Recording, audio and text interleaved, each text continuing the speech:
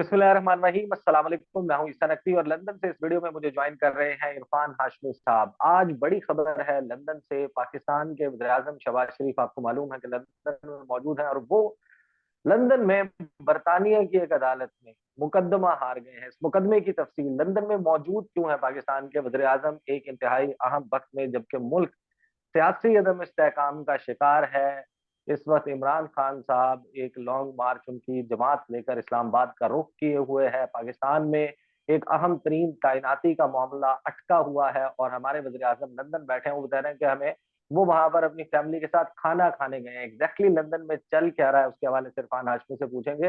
हाशमी साहब, thank you for joining us, welcome to the show. पहले तो आप हमें ये बताएं कि वज़ीर आज़म साहब जो हैं, वो जो मुकदमा चल रहा था डेली मेल वाला, उसकी थोड़ी सी तफसील और जरा बैकग्राउंड एक्सप्लेन कर दें ताकि एक पर्सपेक्टिव, एक कॉन्टेक्स्ट जो है वो वाजे हो जाए। देखिए ईसा, एक तो डेली मेल का ये जो केस है, आपको याद होगा 2019 के आखिर में और 2020 के शुरू में एक खबर आई। और इस खबर के मुताबिक डेली मेल में एक आर्टिकल है। आर्टिकल में क्लेम किया गया कैश बॉयज का, बर्मिंगम की एक कंपनी का मनी एक्सचेंज है। पैसे पाकिस्तान में कैसे जाते हैं, किस तरह शरीफ खानदान की फैमिलीज के अकाउंट्स में पैसे ट्रांसफर होते रहे, ट्रांजैक्शंस होती रही, और फिर ये पैसा वापस कैसे आता है। फिर डिफिड का भी इस पे बकायदा एक बयान भी आया। जलजला जदगान का नाम भी इसके अंदर आया कि उन पैसा उनके लिए था। और फिर हमने देखा कि मुख्तलिफ थ्योरीज और खबरें जो हैं, हर शख्स ने इसका एक अपना नैरेटिव बनाने की कोशिश की। सवाल ये उठाया जा रहा था कि अगर शहबाज शरीफ या उनके दामाद अली इमरान सच्चे हैं तो आप बरतानिया की अदालत में जाएं और कहें कि डेली मेल ने ये जो हमारे खिलाफ खबर छापी है, इसका कोई सर पैर नहीं है, झूठ पर मबनी है। और अगर ये खबर सच्ची है तो इसका बकायदा बकायदा सबूत अदालत के अंदर दिए जाएं। डेली मेल के खिलाफ कार्टर एंड रक को हायर किया गया। बरतानिया की क्या, बल्कि दुनिया की जो सबसे महंगी फर्म्स में, लीगल फर्म्स हैं, उनमें से इनका एक शुमार होता है। और बकायदा सही दरखास्त सही। जो थी वो यहाँ की अदालत में डाल दी गई। पहली हेयरिंग पे जज साहिबान ने इस बात का फैसला करना था कि क्या वाकई ही डेली मेल की तरफ से कोई संगीन नोयत के इल्जाम लगाए गए हैं। ये बहुत ही इंपॉर्टेंट है।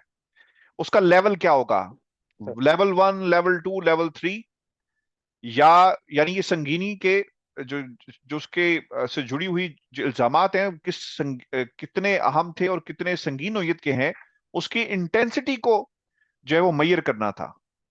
तो मीनिंग हेयरिंग होती है जिसमें जज साहब ये फैसला सही सुनाते हैं कि वाकई संगीन नोयत के इल्जामात शहबाज शरीफ और उनके दामाद के ऊपर लगे हैं। अब रुख किया जाता है इन इल्जामात की जो इंटेंसिटी को गेज करने के बाद डेली मेल की तरफ, और डेली मेल को कहा जाता है कि ये इल्जामात अब आपने साबित करने हैं कि जो एविडेंसेस आपके पास मौजूद हैं वो वाकई ही सपोर्ट करते हैं आपके इन इल्जामात को। अब इस दौरान बरतानिया में कोविड चल रहा है, लॉकडाउन होता है, और ये वक्त मांगती है डेली मेल की एडमिनिस्ट्रेशन, उनके वकला। 1 महीना, 4 महीने, साल गुजर जाता है और फिर हमने देखा कि बार बार इसके अंदर डिलेज आ रहे थे। 14 फरवरी 2022, 2022 के अंदर, यानी इसी साल, डिफेंस फाइल कर दिया गया था ANL यानी एसोसिएटेड न्यूज प्रेस लिमिटेड की तरफ से। इस डिफेंस को अगर ये कहा जाए कि 50 सफ़े शहबाज सही। शरीफ के केस के अंदर और 80 सफ़ात अली इमरान के केस के अंदर अदालत में जमा करवाए जाते हैं, जिसमें ट्रांजैक्शंस की डिटेल्स थी, कौन से बैंक अकाउंट्स इस्तेमाल किए गए, कितनी रकम आई, पॉइंट ऑफ कांटेक्ट कौन था पाकिस्तान में, बर्तानिया में, फर्म्स कौन सी खोली गई, पैसे को कैसे सर्कल किया गया, कैश बॉयज की हकीकत, सब उसके अंदर बयान किया गया है। अब ये डिफेंस अदालत में जमा करवाया सही। गया। अब इस डिफेंस के ऊपर शहबाज शरीफ और अली इमरान ने जवाब देना था कि आपका इन इस डिफेंस के ऊपर क्या ख्याल है। मैं आपको जरा आसान करके समझाने की अपने सुनने वालों को, तो इसके ऊपर सर रिप्लाई नहीं आता। बिल्कुल 6 माह, बिल्कुल। 7 माह, 8 माह गुजर गए, तो जज साहब ने कहा कि यार रिप्लाई क्यों जमा नहीं करवाते। तो इन्होंने मीनवाइल क्या किया, अदालत में गए और कहा कि for indefinite period of time इसको पोस्टपोन कर दिया जाए, हुक्म इम्तनाई जारी किया जाए कार्रवाई के ऊपर गैर मुइना मुद्दत के लिए, जिस पर अदालत ने इनकी इस दरखास्त को रद्द कर दिया। और फिर उन्होंने कहा कि आपके पास 13 तारीख है, 13 दिसंबर तक आप या तो फिर जवाब जमा करवाएं या फिर आपको तमाम की तमाम लीगल फीसेस, खर्चा, जितना आपने अभी तक जो नुकसान किया है दूसरी फर्म का, लीगल फीसेस की मद में, लीगल कॉस्ट की मद में, ये आपको देना पड़ेगा। तो अब 13 तारीख में हियरिंग होगी और 13 तक अगर रिप्लाई नहीं आता, रिबर्टल नहीं आता, तो फिर मामला जो है वो इसे स्ट्रक आउट कर दिए जाएंगे। कल का जो ऑर्डर था इसे हम बोलते हैं अनलेस ऑर्डर। अनलेस की डेफिनेशन ये है, मैं आसान इसको कर देता हूं, कि अगर आप ये करने में नाकाम रहे तो फिर आपके खिलाफ ये कार्रवाई होगी। तो अनलेस ऑर्डर इंग्लिश लॉ में इसे कहा सही। जाता है, या अनलेस ऑर्डर जारी किया गया है। और फिर जज ने यह भी कहा कि फिर आपको तमाम जो लीगल कॉस्ट हैं आज की, यानी जो कल की हियरिंग थी इसकी और इसकी प्रिपरेशन, इसके भी पैसे डेली मेल यानी ANL जो एसोसिएटेड न्यूज प्रेस लिमिटेड है, इनको देनी होगी, क्योंकि Daily Mail, Mail on Sunday की तमाम अखबार जो हैं ये एसोसिएटेड न्यूज प्रेस की मलकियत हैं। तो ये जो पेरेंट कंपनी है उसको आपको अदा करने पड़ेंगे। सबसे अहम बात ये थी ईसा, जो रिमार्क्स आए हैं जज की तरफ से, ये बहुत ही मजे के हैं। जज साहब को कहा गया कि शहबाज शरीफ साहब बहुत ही बिजी किस्म के इंसान है, बरतानिया, he is the prime minister of Pakistan, उनकी मसरूफियत बहुत ज्यादा है, जवाब देने में जरा देर लगेगी तो जरा हाथ होला रखो। तो जज साहब ने क्या कहा मैं बता देता हूं, दिस इज रियली इंटरेस्टिंग। और ये एक तकाबली, एक जायजा भी है पाकिस्तान की अदालतों का और बरतानिया के लीगल सिस्टम का। अगर आप कंपैरेटिव एनालिसिस करें कि हम कहां पर स्टैंड करते हैं और जज कहां स्टैंड करते हैं। हम अपने आप को मुसलमान कहते हैं, हक और इंसाफ की बात हम करते हैं, लेकिन हमें जो हकीकत में कानून की बालादस्ती है वो कहाँ नजर आ रही है। खान साहब कहते हैं ना कि गरीब के लिए कानून कुछ और, अमीर के लिए कानून कुछ और। यहाँ का जज क्या कहता है, जब उससे कहा गया कि प्राइम मिनिस्टर साहब हैं, हथौला रखो, बहुत मसरूफ हैं, तो जज ने क्या कहा, historic statement sir for Pakistan, in this court room the prime minister is a Clement like any one else. Prime minister होंगे, आप घर में होंगे, यहां पर आप एक दरखास्त गुजार रहे हैं, साइल हैं, उसी तरह जिससे यहां पर कोई आम आदमी होता है। ये है इस लीगल सिस्टम की हैसियत। और मैं आपको एक बात बता दूं, मुझे नहीं पता कि वो एविडेंसेस जब आएंगे उनका क्या फ्यूचर बनता है या क्या होता है, लेकिन यहां पर कोई ये नहीं कहता कि मेरी कमर में तकलीफ है। जब उनसे सवाल किया जाएगा ना, यहां पे ये भी बता दूं कि बॉक्स, विटनेस बॉक्स में खड़े मैं होकर, यहाँ पर आपको इंटरवेंशन मैं यहाँ पे आपको इंटरवेंशन करके यही बात करना चाह रहा था कि ये जो उन्होंने कहा कि मसरूफ हैं और प्राइम मिनिस्टर हैं, तो उन्होंने वो अपना मल्टीफॉर्म के गद्दे की तस्वीर नहीं भेजी।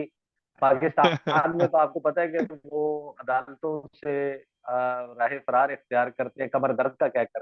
तो कोई कोई वहां पर इस किस्म का जुगाड़ नहीं लग सकता? मैं आपको एक बात बताऊं, हमने पाकिस्तान की अदालतों का हाल देखा है। पाकिस्तान में क्या होता है, जज साहिबान को मैंने अपने इन गुनाहगार कानों से सुनते हुए, कहते हुए ये सुना है, हुकूमत वक्त को, वज़ीर आला पंजाब को, प्राइम मिनिस्टर को, आपकी बहुत मेहरबानी कि आप आए, अपना कीमती वक्त निकाल कर आए, आप बहुत मसरूफ हैं, हम समझते हैं। खैर प्राइम मिनिस्टर तो बहुत बड़ी चीज होता है, IG साहब तक के लिए अल्फाज हाई कोर्ट ने अदा किए कि आप बहुत मसरूफ हैं, लेकिन इसके बावजूद आए। लेकिन यहां पर ये मामला नहीं हुआ।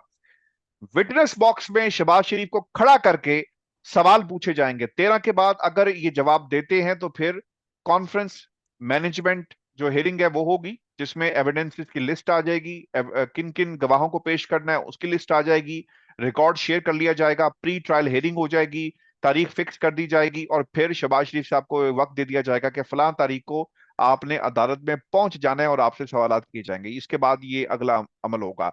लेकिन शहबाज शरीफ साहब अब अदालत में खड़े होते हैं या फिर कोई और उज़र पेश किया जाता है, ये बड़ा इंटरेस्टिंग होगा। मैं आपको एक ये भी बात बता दूं ईसा, इस पूरे केस के अंदर जो लीगल टीम थी शहबाज शरीफ साहब की, डिलेइंग टैक्टिक्स इस्तेमाल किए गए, उन्होंने अनफेयर लफ्ज बार बार इस्तेमाल किया, प्रेजुडिस प्रोसीडिंग का लफ्ज बार बार इस्तेमाल किया गया, पॉलिटिकल विच हंटिंग का लफ्ज बार बार इस्तेमाल किया गया, डिलेइंग टेक्निकल जो प्रोसीजरल मैटर्स थे उसको इस्तेमाल किया गया इस केस के अंदर, रादर देन सब्सटेंस पे बात होती, कि जो नुकात पैरा नंबर 5 के अंदर मौजूद हैं, जिसमें कहा गया कि बेगम नुसरत के अकाउंट में इतने पैसे आए, इसका जवाब नहीं दिया गया। सलमान का नाम लिया गया, अकाउंट में इतने पैसे आए, जवाब नहीं दिया गया।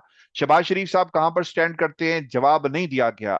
इमरान कहां स्टैंड करते हैं, जवाब नहीं दिया गया। अब पॉइंट टू पॉइंट जवाब देना होगा 13 तारीख तक। अगर 13 तारीख को जवाब नहीं मिलता तो ये केसेस, जो केस हैं, इन्हें स्ट्रक आउट कर दिया जाएगा। सही। अच्छा, मैं बिफोर आई कम टू के बाकी मसरूफियात उनकी क्या रही, वो जो खाना खाने का बता रहे हैं कि मैं तो खाना खाने गया था खाने फैमिली के दें साथ, सर, क्या उस मसला पे है आने से खाना। पहले मुझे मुझे मुझे जो है वो एक चीज जरूर बता दें कि ये तो मेरी अंडरस्टैंडिंग है, मुझे correct me if I am wrong. आपने मुझे कहा कि बरतानिया नहीं बल्कि one of the best law firms in the world, उसकी कार्टर। खिदमात हासिल की गई, इतनी बेहतरीन एक बेहतरीन फर्म की जो है वो खिदमात हासिल की गई, पैसा लगाया गया होगा। तो जवाब जो है वो शहबाज शरीफ ने तो जाकर, या उनके बिहाफ पर उनकी कंपनी ने, उनके लॉयर्स ने देना था, उन्होंने ड्राफ्ट करना था। तो प्राइम मिनिस्टर तो मसरूफ है, ये जो लॉ फर्म है ये भी कहीं वजीर आजम तो नहीं लग गई कि रवांडा वगैरह। देखें, शहबाज शरीफ साहब खाना खाने आए हैं तो खाने दें, आपका क्या जाता है। पैसा तो ये अभी अमीर है ना, खानदानी अमीर हैं वो। हालांकि वो खुद कहते हैं कि हम गरीब थे।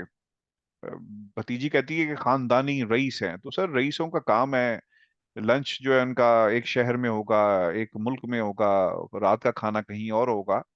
शहबाज शरीफ साहब की मसरूफियत यहाँ पर एक ही नुक्ता है, और मैं आपको बता देता हूँ कि अगला आर्मी चीफ कौन होगा, इसकी रहनुमाई और मुशावरत के लिए वो लंदन में आए हैं। कोई जो मर्जी कहता रहे। और फिर सबसे जो इंटरेस्टिंग बात है, जो डिप्लोमेटिक पासपोर्ट भी जारी किया गया है। अब नवाज शरीफ साहब कब वापस आएंगे, कुछ शराइत भी हैं उसकी, ये भी एक अलग मामला है। लेकिन नवाज शरीफ साहब से पूछ रहे आए हैं कि भाईजान बताएं किसको आर्मी चीफ लगाना है। क्योंकि ईसा, हमारे जो निज़ाम के अंदर ना, ये छोटे छोटे लकूनस हैं, ये हम जान के चोर दरवाजे रखते हैं।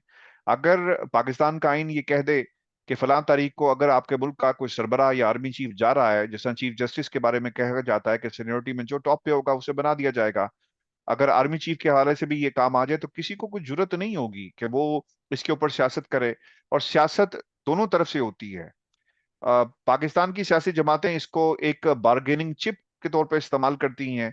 ताकतवर के साथ खड़े होने का ना शौक हर किसी को होता है। गली मोहल्ले में भी किसी की लड़ाई हो ना, तो वो जिसका घर एसएचओ का होता है ना, तो सारों की कोशिश होती है कि वो जाकर एसएचओ से यारी दोस्ती लगाएं। तो ये एक बड़ी इंपॉर्टेंट बात है, और रास्ता रुकना चाहिए, लेकिन इसके ऊपर सियासत हो रही है। शहबाज शरीफ साहब यहाँ पर आए हैं भाई से पूछने, क्योंकि इनकी सियासत का दारोमदार इस तकर्री के साथ जुड़ा हुआ है। मैं आपको उसकी एक छोटी सी मिसाल दे देता हूँ। पहले दफा हुआ है कि पाकिस्तान 1948 से 2022 तक 25 आपके DGISI आए, लेकिन किसी ने पाकिस्तान के मीडिया को सर फेस नहीं किया। अब कोई अगर खुलकर सामने आ जाए तो फिर पर्दा कोई नहीं रह जाता। मालूम है कि यही वो ढाल है जो हमें बचाती रहेगी, और जितनी देर आप अंगेज रखें फायदा होगा। नवाज शरीफ का वतन आना, इनकी सियासत का जिंदा होना, वेंटिलेटर से उतर कर चलना और व्हील चेयर से उठाकर खड़ा कर देना, इन तमाम पीछों चीजों के पीछे एक ही मामला है कि अगला आर्मी चीफ कौन होगा, क्या गारंटीज ली जा सकती हैं। क्योंकि नवाज शरीफ साहब बगैर किसी गारंटी के किसी को आर्मी चीफ या ग्रीन सिग्नल दे दें, सर ऐसा तो नहीं होता ना। तो he is only here to get the name from Bhaijaan, and then he will be back के भाईजान क्या कहते हैं, और जाकर फिर पैगाम जिनको देना है उनको दे देंगे। बारन जी, इरफान हाशमी साहब, बहुत शुक्रिया। एक छोटा सा मंजरनामा मैं भी खींच देता हूँ आपके सामने। ये प्रायोरिटीज की, ये तरजीहात की बात होती है। पाकिस्तान की सूरत हाल, पाकिस्तान की मीशत की सूरत हाल, पाकिस्तान में सैलाब के बाद की सूरत हाल आपके सामने है। पाकिस्तान में जो law and order situation create होने का खदशा पैदा हो गया वो आपके सामने है। और वर्चुअली इस मुल्क में तरजीहात ये है कि छोटा भाई बड़े भाई से एक ऐसा भाई जो कि मफरूर है, जो सजा याफ्ता है, ना अहल है, अगर उसका स्टेटस डिफरेंट हो जाए, तब्दील हो जाए, वो इंतहाई अहम मामले पर जिसके ऊपर ऑफिशियल सीक्रेट एक्ट जो है वो भी अप्लाई होता है, उसकी मशावरत करने के लिए लंदन गए हुए हैं। और जो फैसले बाकायदा किए जा सकते थे, बड़ी आसानी से किए जा सकते थे, वो पसे पुष्ट डाले हुए हैं। फॉर एग्जाम्पल, पाकिस्तान में सितंबर के बाद से एक कुल वक्ती सेक्रेटरी खारजा नहीं है, एक कायम मकाम सेक्रेटरी खारजा के ऊपर गुजारा हो रहा है। पाकिस्तान के अहम तरीन, जो कि पूरी दुनिया में एक महकमा पाकिस्तान की, रियासत पाकिस्तान की नुमाइंदगी करता है, उसका मौकिफ सामने रखता है इस दुनिया के, यानी कि दफ्तर खारजा, उसके तर्जुमान 2 हफ्ते से कोई नहीं है। आसिम इफ्तिखार साहब जा चुके हैं, वो ज्वाइन कर चुके हैं पेरिस में पाकिस्तान के सफीर के तौर पर। और पाकिस्तान में ना दफ्तर खारजा का एक कुल वक्ती सेक्रेटरी है, ना ही तर्जुमान दफ्तर खारजा। और मजे की बात बताऊं इरफान आपको, 1992 के बाद गालिबन ये पहला मौका है, मेरी चंद लोगों से दफ्तर खारजा में बात हुई और उनका ये कहना है कि 1992 के बाद ये पहला मौका है कि पाकिस्तान में इस वक्त दफ्तर खारजा का कोई स्पोक्स पर्सन मौजूद नहीं है, कोई तर्जुमान नहीं है इस वक्त रियासत पाकिस्तान का, जो हमारे बिहाफ पर ये बता सके कि जो पूरी दुनिया में बड़ी बड़ी डेवलपमेंट्स हो रही हैं, हमारे पड़ोसी मुल्क में, इंडिया में हो रही हैं, अफगानिस्तान में, चाइना और अमेरिका के हवाले से, रूस के हवाले से, मिडिल ईस्ट के हवाले से, उस पर पाकिस्तान का मौक़िफ़ कोई सामने नहीं रख रहा। भारत की प्रायोरिटीज की बात है। और ये केस, इस केस की डिटेल्स आपने सुनी इरफान हाशमी से। Thank you so much Irfan साहब, आपने हमें ज्वाइन किया, बहुत बहुत शुक्रिया। मुझे इरफान हाशमी को इजाजत दीजिए। अल्लाह हाफिज।